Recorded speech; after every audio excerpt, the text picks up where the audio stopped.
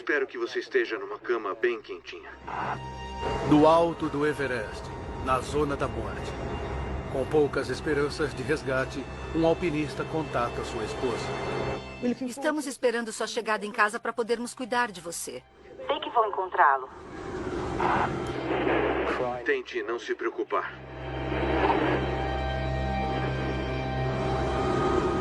Sete vidas já foram perdidas na tempestade mais mortal do Monte Everest.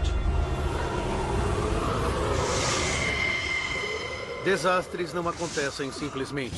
Eles são provocados por uma cadeia de eventos decisivos. Vamos desvendar as pistas daqueles últimos segundos, pouco antes do desastre. Segundos fatais. Mortes no Monte Everest. Nepal. Monte Everest. Dia 9 de maio de 1996. 10h15 da noite.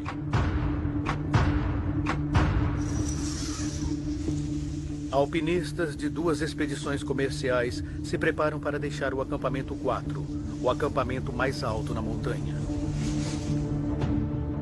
As equipes passaram 4 semanas subindo desde o acampamento base do Everest. Do acampamento 4, eles vão fazer a caminhada final até o pico, a 8.850 metros.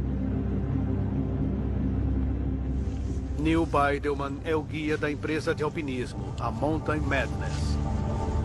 Eu coloquei minha cabeça do lado de fora da barraca. Estava muito frio, mas o dia estava claro e os ventos eram calmos.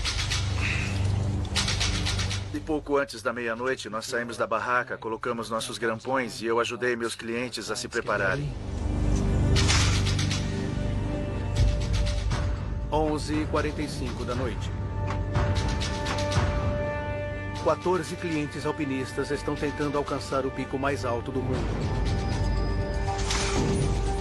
Liderados por 6 guias profissionais. Lou Kashinsky é cliente de outra empresa, a Adventure Consultants. Toda a nossa força mental e física está focada no nosso próximo passo. Nada mais importa. Não importa se estamos desidratados, não importa se estamos desnutridos, não importa se estamos sem oxigênio. A determinação vai nos levar até o topo.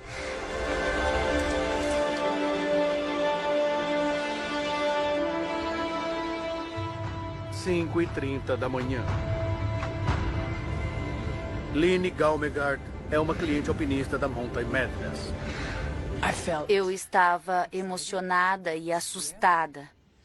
Eu duvidava de mim mesma. Eu queria me testar em relação à fantasia grandiosa de me tornar uma alpinista no Everest que foi capaz de sobreviver. Acima de 8.000 metros, os alpinistas entram na zona da morte, onde o ar é muito rarefeito para sustentar a vida humana. Eu sabia que se cometesse um errinho qualquer ali, eu morreria. Se alguém torce um tornozelo, se alguém desvia um pouco da rota principal, esse alguém vai morrendo conforme vai subindo, porque não tem oxigênio suficiente para suportá-lo. O líder da Mountain Madness, Scott Fisher, está atrás de seu grupo para ajudar os alpinistas mais lentos.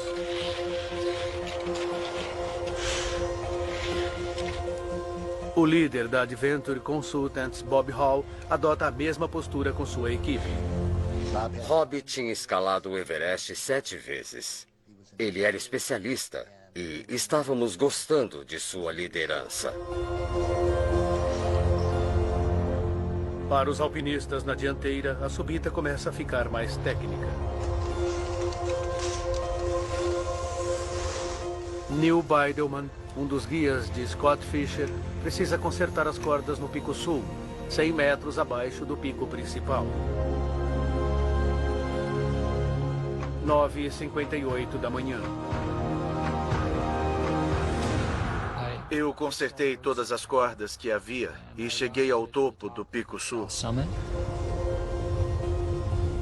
E foi então que eu percebi que as pessoas mais rápidas conseguiriam chegar ao topo, mas talvez não todas.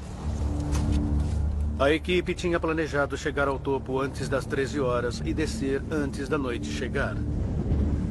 Mas o número de alpinistas esperando para usar as cordas estava aumentando.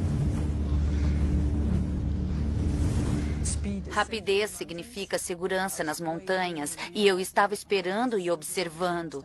Aquilo ia nos atrasar. Aquilo não era nada bom. A maioria dos alpinistas consegue chegar ao topo do Pico Sul. À sua frente estão a Cordilheira Sudeste e o escalão Hillary. Novamente, a trilha precisa ter as cordas instaladas. Mas um dos Sherpas designado para o trabalho não chegou ao Pico Sul. Os guias Neil Bidelman e Anatoly Bulkriev precisam então tomar uma decisão. Eu olhei para Anatoly e disse, se alguém quiser chegar ao topo hoje, tem de ser agora. Os dois guias começam a prender as cordas.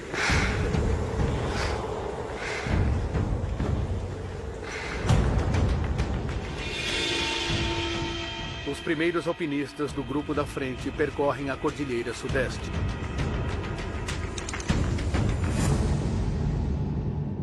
Abaixo deles, Luka Shishki ainda está escalando o Pico Sul. Ele sabe que a equipe está atrasada. Eu tinha prometido para minha esposa Sandy que seria uma tentativa só no Everest. E era aquela. E então eu voltaria para casa. Olhei para cima e vi as pessoas seguindo em frente. E a única voz que eu ouvia naquele momento dizia: eles estão indo. Eu estou indo. E eu continuei seguindo em frente.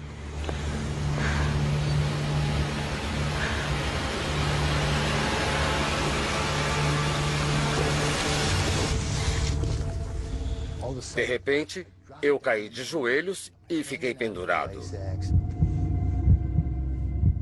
Tudo ficou em silêncio. Um silêncio total. Comecei a ouvir outra voz. Acho que era a voz do coração.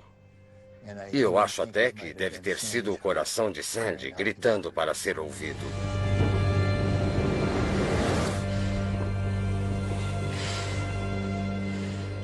Eu olhei para o topo porque eu queria visualizar como seria a minha chegada ao topo do Everest.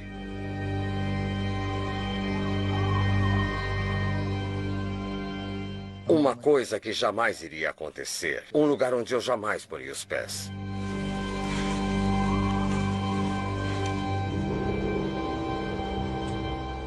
Luka Shishki faz a volta e retorna ao acampamento 4.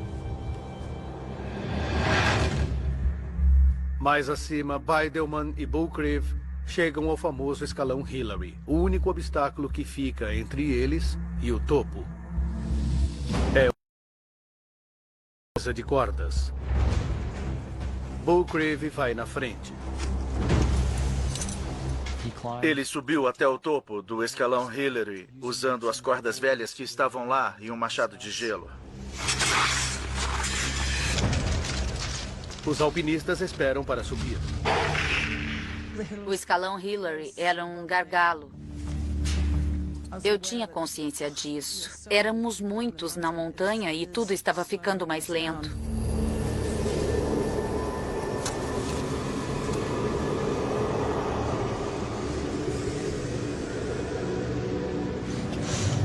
Uma e 7 da tarde. Acima do escalão Hillary, Bulkriev cobre o pequeno trecho até o topo do Everest. Quando eu cheguei ao topo, nós nos cumprimentamos.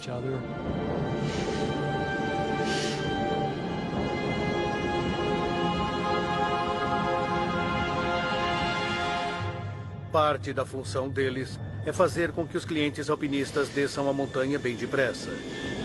Mas, uma hora mais tarde, Bulkriev começa a padecer. Anatoly veio me dizer que ele ia descer. A princípio, eu também queria descer. Mas ainda havia clientes que não tinham chegado. 2:10 da tarde. Enquanto o líder da Mountain Madness, Scott Fisher, se aproxima do escalão Hillary, o líder da Adventure Consultants, Rob Hall, alcança o topo. Ele contata o acampamento base. Faz frio e está ventando aqui em cima. Se eu não ligar mais é porque está tudo bem aqui.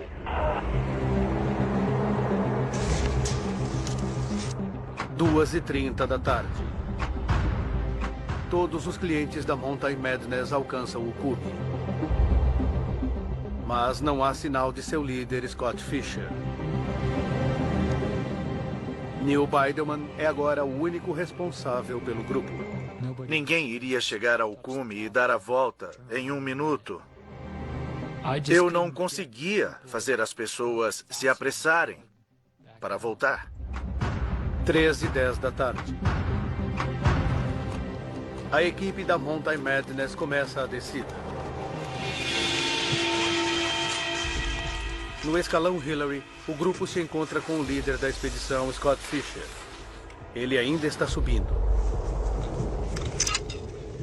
Eu estava meio chateado com ele, porque ele estava muito atrasado. Eu realmente esperava que ele ficasse com o grupo. O grupo da Mountain Madness consegue fazer a descida pelas partes mais altas da montanha e alcançam o Pico Sul.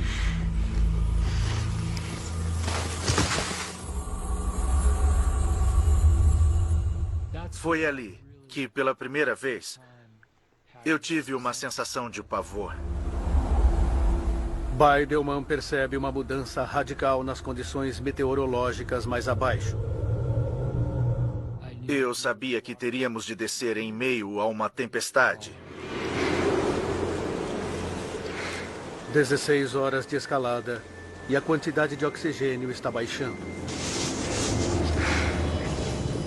Então, na parte inferior do Pico Sul, uma das clientes, Sandy Hill Pittman, desmaia.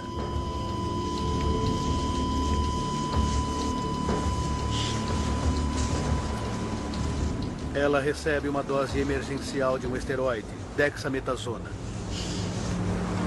Eu fui até Sandy e ela mal conseguia falar. Ela só balbuciava.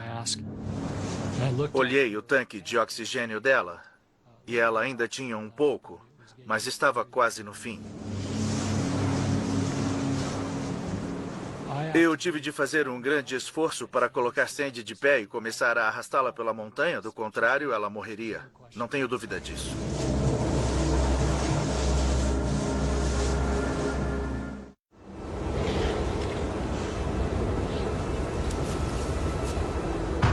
Às 13:40 da tarde.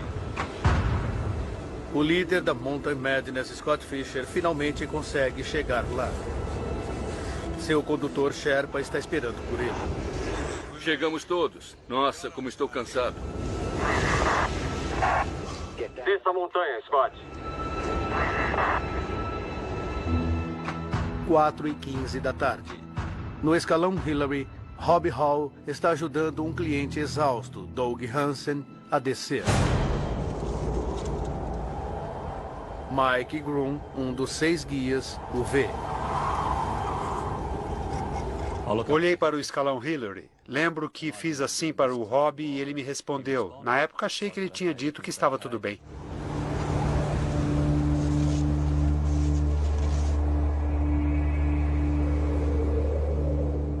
Quinze minutos depois, Rob Hall faz contato com o acampamento base pelo rádio.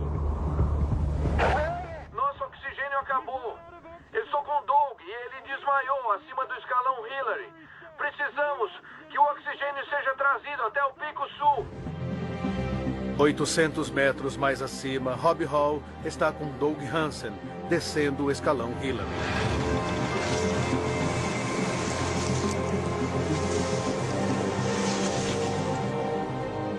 Scott Fisher e seu condutor Sherpa estão descendo o Pico Sul com dificuldade.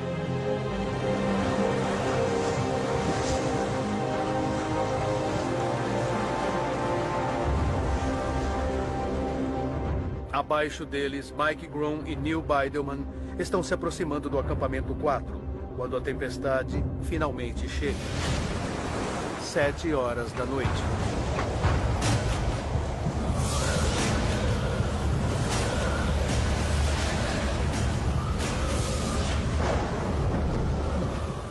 Os ventos batiam com força. Havia trovões e raios no céu. Eles eram quase instantâneos e quase nos derrubavam.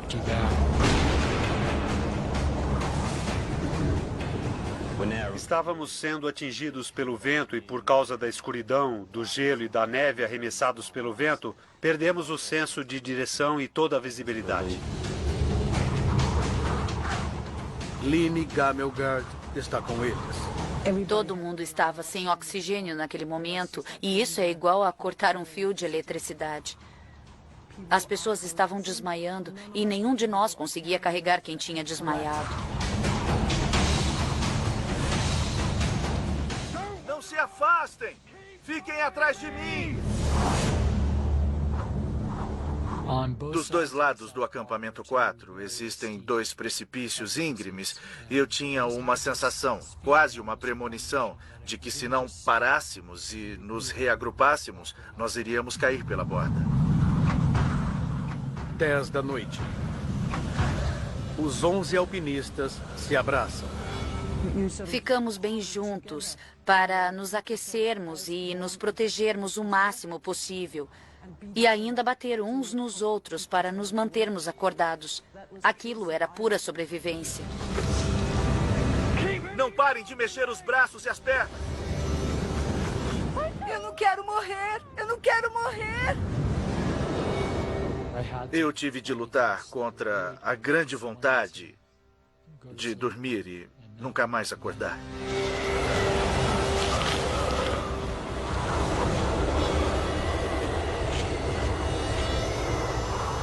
Por um instante, as nuvens se abrem. Foi então que eu vi o contorno de 2 picos. Aquela era a chance que estávamos esperando. Aquela era a nossa oportunidade. Ver os 2 picos dá um rumo aos alpinistas. Eles seguem em direção ao acampamento 4. Mas alguns estão tão cansados que mal conseguem ficar em pé. Se não consegue andar, rasteje! Os guias decidem deixar para trás aqueles que não conseguem se mexer. Aquilo fez sentido, porque do contrário, todos iríamos morrer. Fiquem juntos e não se separem! Eu vou e volto, trazendo ajuda! Grom e Bidelman continuam a descer com os alpinistas que conseguem andar. Nós éramos os únicos naquele momento que conseguíamos nos mexer. 5 são deixados para trás.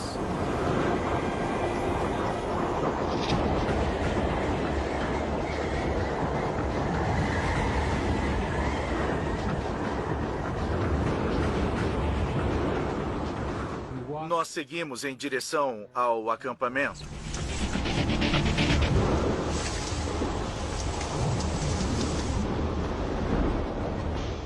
A porta da barraca se abriu e alguém me puxou para dentro.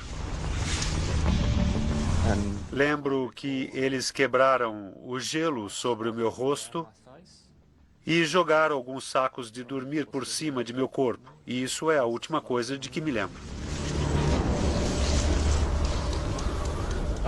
Eu tremia tanto e tão descontroladamente naquela hora que eu tinha certeza de que eu seria mais uma vítima. Line Gamelgard conta a Anatoly Bulkriev sobre o grupo que eles deixaram para trás. Eu expliquei que eles estavam tão perto que ele só tinha de andar naquela direção para achá-los.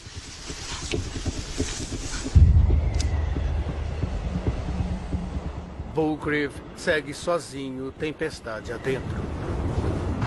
1h15 da manhã.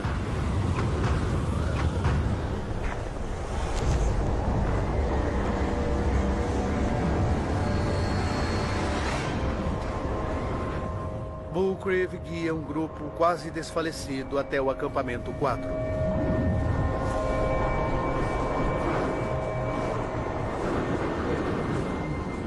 Não havia mais ninguém além de Anatoly que fosse capaz de sair para ajudar os outros lá em cima. 3 horas da manhã. Bullcrive leva mais 2 alpinistas de volta ao acampamento. Mas ele não tem forças para resgatar os outros 2 que sobraram.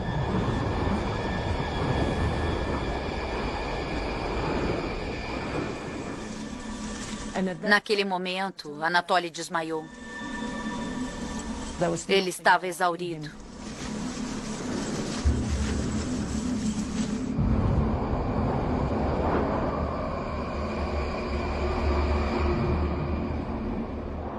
Seis alpinistas das 2 equipes, incluindo os líderes Rob Hall e Scott Fisher, ainda estão lá em cima na montanha.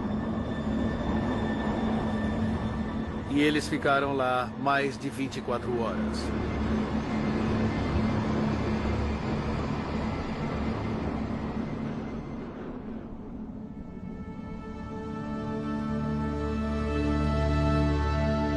– 11 de maio de 1996.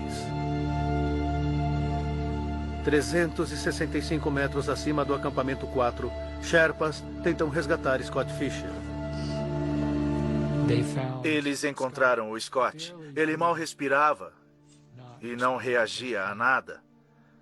E então, eles acharam que não havia jeito de levá-lo de volta.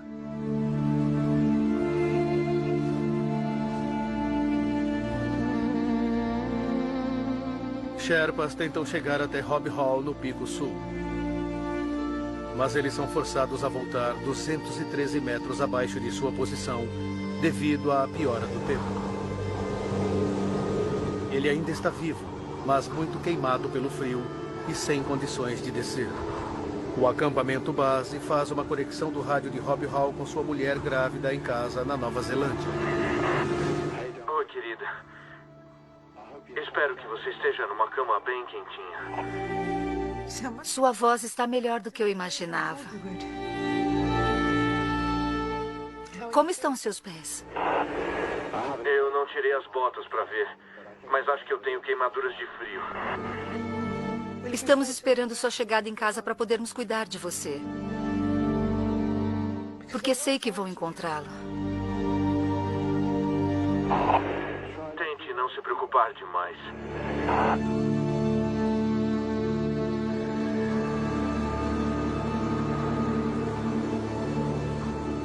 Rob Hall não é mais ouvido depois disso.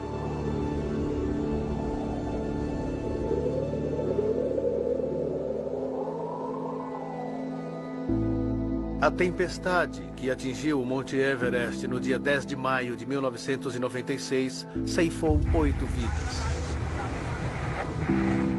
O cliente da Adventure Consultants, Doug Hansen, e o guia Andy Harris morreram acima do Pico Sul.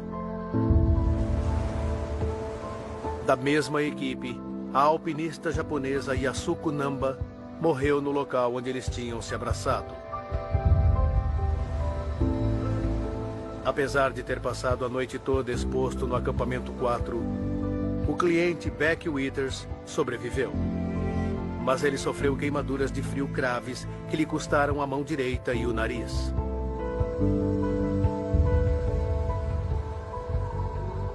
O corpo do líder Rob Hall foi encontrado abaixo do Pico Sul no dia 23 de maio.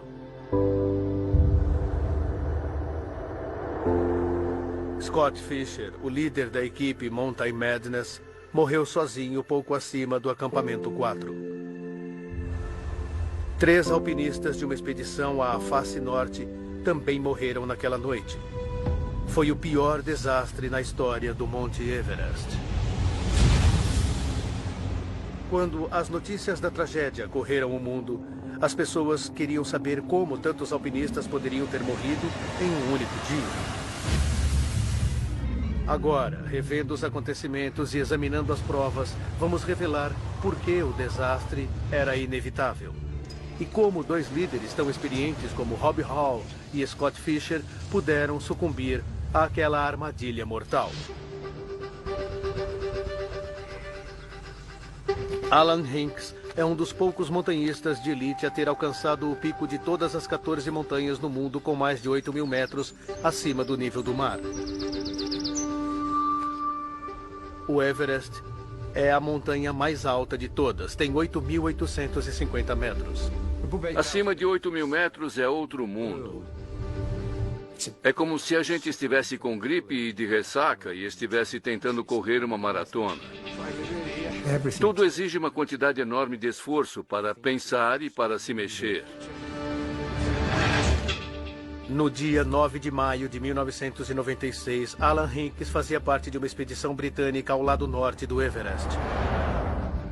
Eles foram forçados a adiar sua tentativa de subida quando a tempestade chegou.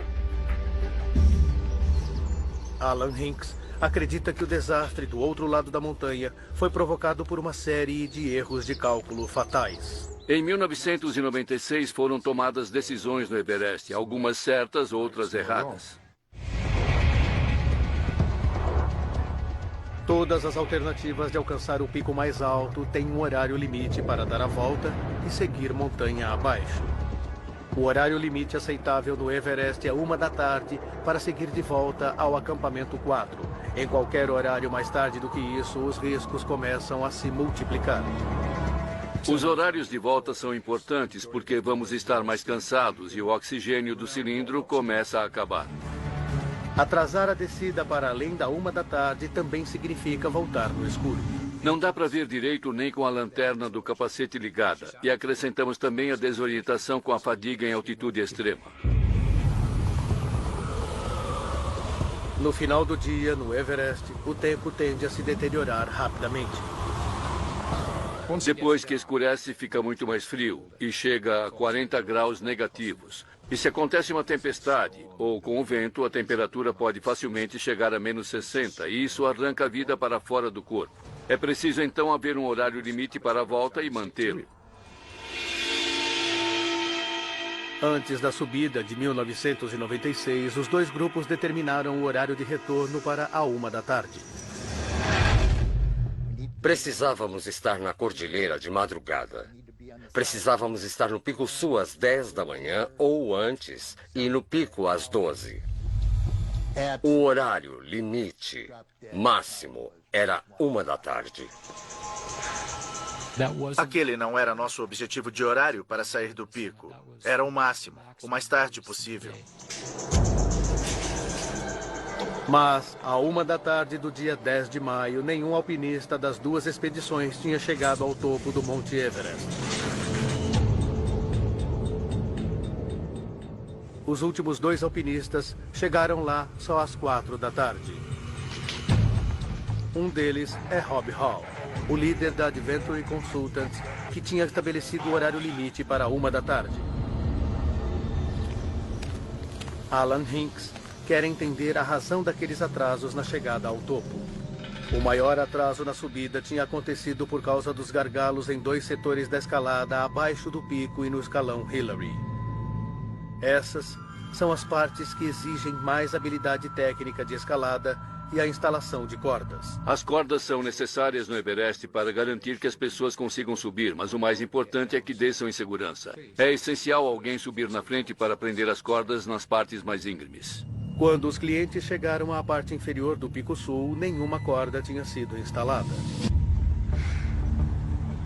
O plano era que Lobsang, nosso guia Sherpa de escalada, e o guia Sherpa de hobby saíssem do acampamento 2 horas antes de nós. Isso lhes daria tempo suficiente para colocar as cordas no lugar. Mas enquanto os alpinistas esperavam, Bidelman percebeu que Lobsang, o guia Sherpa, mostrava sinais da doença da altitude.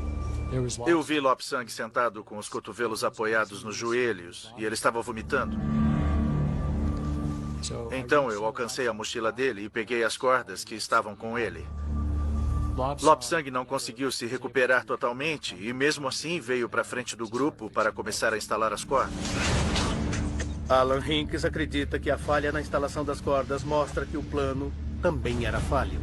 Mandar 2 Sherpas instalar as cordas algumas horas antes do grupo chegar é muito pouco.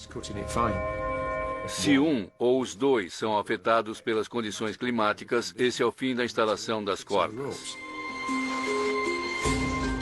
Os guias Anatoly Bulkriv e Neil Biderman acabam assumindo a responsabilidade pela instalação das cordas. Porém, os alpinistas dos dois grupos são forçados a esperar enquanto eles trabalham.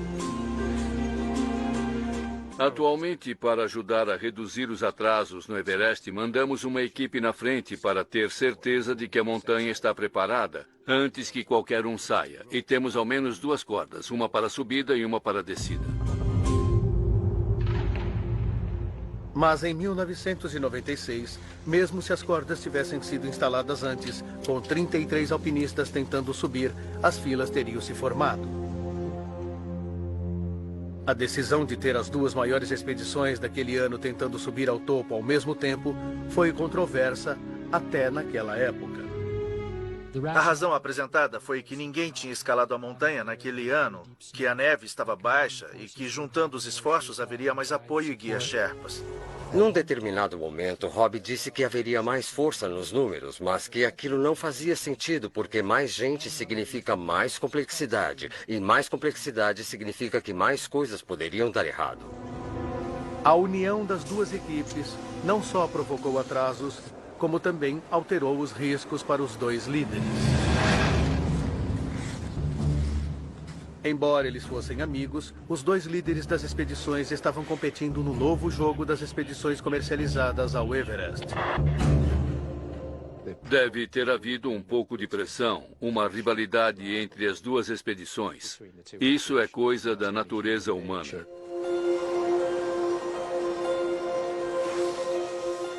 A Adventure Consultants foi fundada por Rob Hall em 1992. A empresa inaugurou o modelo pioneiro de expedição comercial, onde alpinistas profissionais levavam clientes pagantes para escalar a montanha. Pelo que tudo indica, Rob era o líder de mercado no Everest. Todos o respeitavam. Scott Fischer era o novato. Um líder carismático e charmoso com aparência de astro de cinema. A tentativa de alcançar o Everest em 1996 foi sua primeira expedição comercial. Scott estava sempre pensando em conseguir dinheiro, sempre pensando no futuro e como ele iria arrumar fundos para a próxima expedição. Os 2 líderes sabiam que o sucesso desta expedição resultaria em mais E no dia 10 de maio, a maior parte dos clientes de Scott Fischer chega ao topo antes dos clientes de Rob Hall. É uma situação que deve ter forçado os 2 a continuarem a escalada com os clientes, mesmo depois do horário limite. Rob estava vendo todos os membros da expedição de Fischer subindo ao topo. Não há dúvida na minha cabeça de que aquilo o forçou e o influenciou muito a seguir em frente. A responsabilidade de fazer os clientes voltarem era exclusiva de Scott Fischer e Rob Hall. Então, por que aqueles 2 alpinistas tão experientes falharam ao tomar decisões importantes que poderiam ter salvado vidas? Uma resposta possível pode ser encontrada nos efeitos mortais das grandes altitudes. O Dr. Jeremy Windsor dedica sua vida profissional aos estudos sobre os efeitos da altitude sobre o corpo e a mente humanas. Em 2007, ele participou de uma expedição de pesquisa até o topo do Everest, realizando experiências revolucionárias na Zona da Morte. Tudo que encontramos a 8.000 metros parece estar contra nós. O oxigênio é incrivelmente rarefeito. A 8.000 metros há apenas 1/3 do oxigênio disponível encontrado no nível do mar. Aquele é um lugar onde o corpo humano não está preparado para sobreviver. Os alpinistas sofrem uma rápida deterioração das funções corporais, uma doença conhecida como hipóxia. As retinas podem sofrer hemorragia. Os batimentos cardíacos sobem e as artérias se contraem. As funções mentais também são gravemente afetadas. Seja a sua memória de curto prazo ou sua memória de longo prazo, sua capacidade de concentração, sua capacidade de organizar formas ou listar números e soletrar palavras, qualquer teste neurológico simples, tudo isso é afetado em grandes altitudes. Há apenas lampejos de pensamentos, meias palavras e ideias vagas flutuando em nossa mente. Na zona da morte, a capacidade de tomar decisões de todos os alpinistas deve ter ficado gravemente reduzida. Mas os relatos da montanha sugerem que Scott Fisher foi quem mais padeceu. Definitivamente, Scott não era o Scott que eu conhecia naquele dia. Durante todo o dia 10 de maio, ele repetiu várias vezes que estava doente e exausto. Ele foi visto tropeçando. Essa pode ser a prova de que Scott estava sofrendo de algo mais grave do que hipóxia, o edema cerebral de altitude elevada.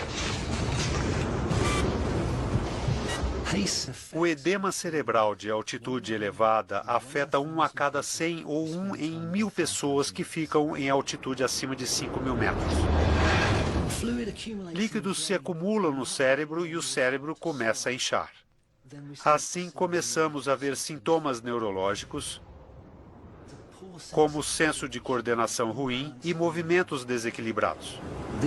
Isso pode se agravar e chegar à perda de consciência e acabar sendo fatal. Scott Fisher foi encontrado com seu traje térmico aberto e seu guia Sherpa Lobsang contou que ele falava coisas sem sentido. Ele queria se livrar de seu arreio e saltar pela aresta ou coisa parecida, ou seja, uma coisa que alpinistas normalmente não dizem, então talvez isso seja uma indicação de que ele não estava nada bem. Ele também pediu um resgate por helicóptero, apesar de saber que, por causa do ar rarefeito, nenhum helicóptero jamais tinha conseguido pousar além do acampamento base. Para um homem com suas habilidades e talento, pedir um resgate por helicóptero claramente indica que ele estava no estado terrível nas últimas horas que passou com Lobsang.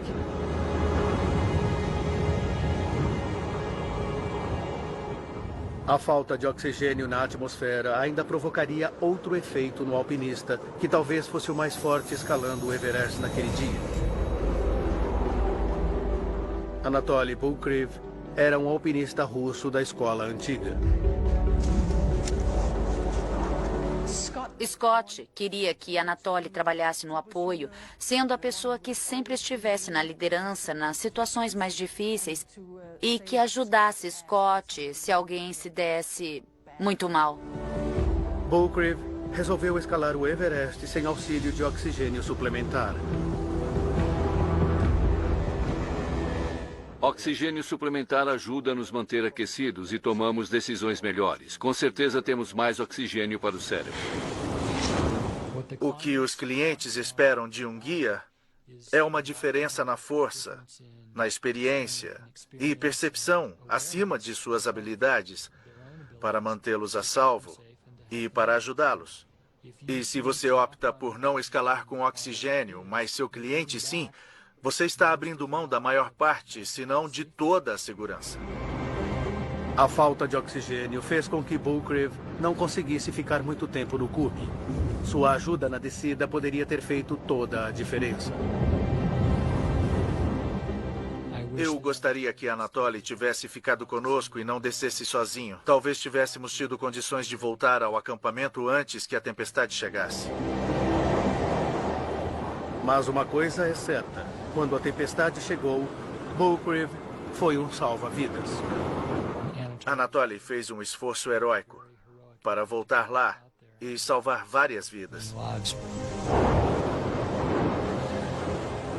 Num determinado ponto, ele foi sobre-humano.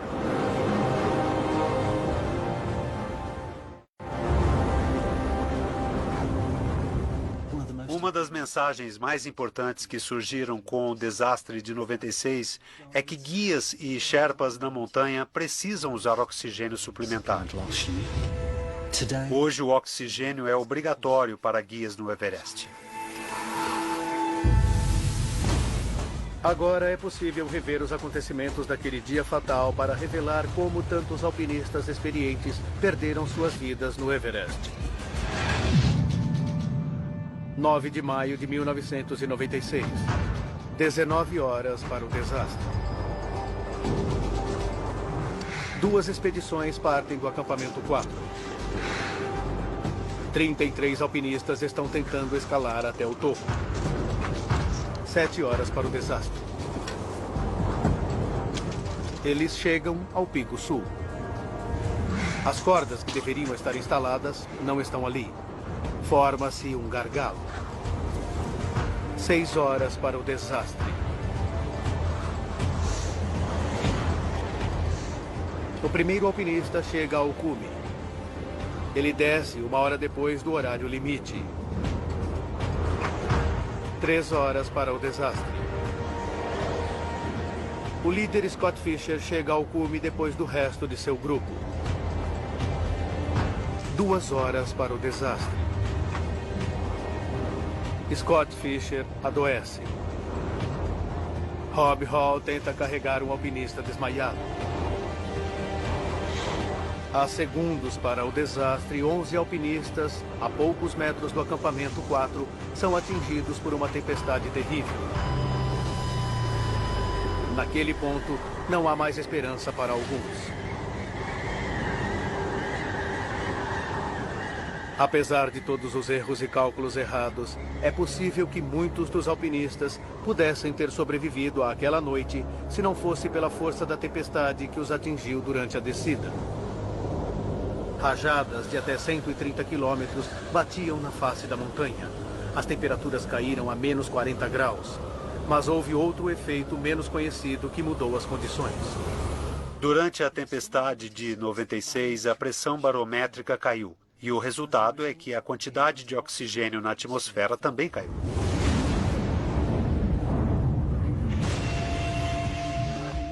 Calcula-se que a quantidade de oxigênio na atmosfera tenha caído a 14% quando a tempestade aconteceu. Foi o momento em que todos sofreram com o término do oxigênio suplementar. Essa era uma grande parte e eles sucumbiram àquele desafio fisiológico. Para um grupo que tinha passado 24 horas na face da montanha, já com falta de oxigênio, essa queda fez toda a diferença. E é essa mesma parte difícil que torna a escalada do Everest uma empreitada tão mortal. Uma tentativa bem-sucedida de se chegar ao cume não depende apenas de um planejamento cuidadoso. Sempre que se quiser escalar o Everest, é preciso haver aquela janela perfeita no clima. Precisamos ter tudo a nosso favor. Precisamos que a velocidade dos ventos seja baixa, a temperatura do ar esteja amena e o céu esteja claro. A Mountain Madness acredita que a indústria de guias precisa ser constituída de indivíduos com pensamentos parecidos que trabalhem em conjunto nas montanhas.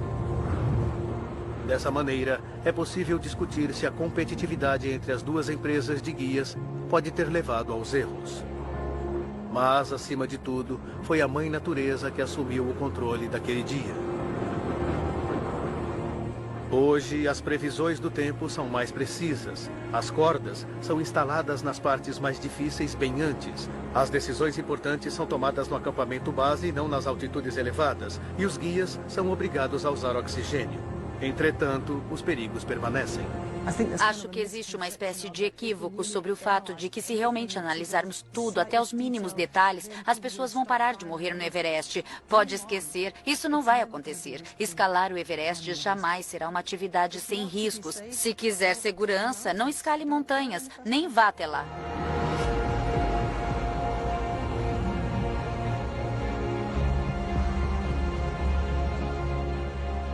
Line Gamelgard se tornou a primeira mulher da Escandinávia a escalar o Monte Everest. Luca Siski manteve a promessa que fez à esposa. Ele nunca mais voltou ao Everest. Em 1999, Mike Groom conseguiu realizar o feito de escalar as 5 montanhas mais altas do mundo.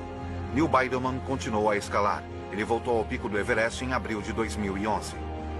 Em 1997, Anatoly Bukreev morreu em uma avalanche enquanto escalava o Himalaia. Versão Marshmallow São Paulo.